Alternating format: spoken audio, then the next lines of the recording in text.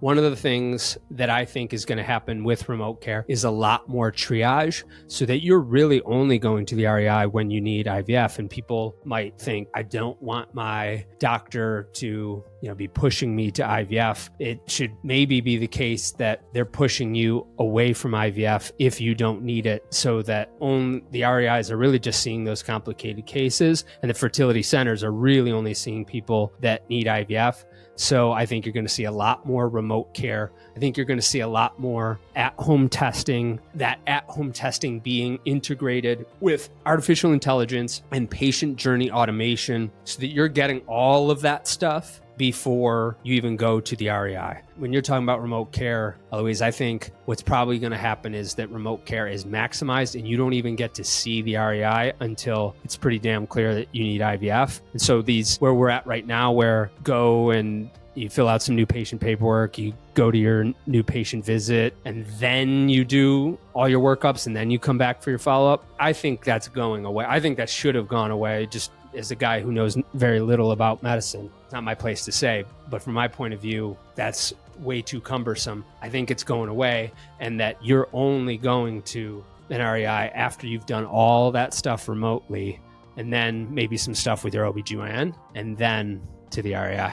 Things that these networks and private equity and all of that are these conversations that they are already having and looking at and trying to figure out, how do we actually cover care for the masses, not just one segment of the population?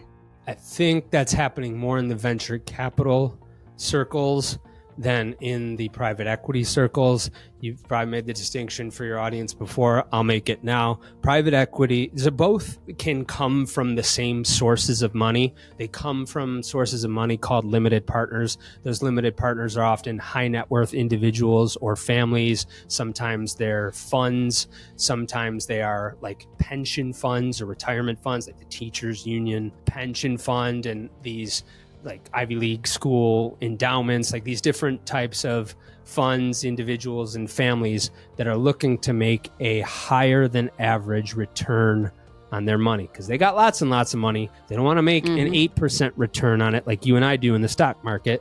They want to make a 30, 40% plus return. And so there are different ways of doing that. One way of doing that is private equity. Private equity typically buys a controlling stake in existing businesses that have proven that they are profitable and have good systems. So like if somebody buys Family Inceptions right now, it's most likely going to be a private equity company that has looked at your books and said, Eloise has done a really good job making this thing profitable. She's clearly built the systems in that it can run not just with her, and we think we can increase the profit by a certain amount to then flip it at a higher price in 3 to 7 years. That's private equity.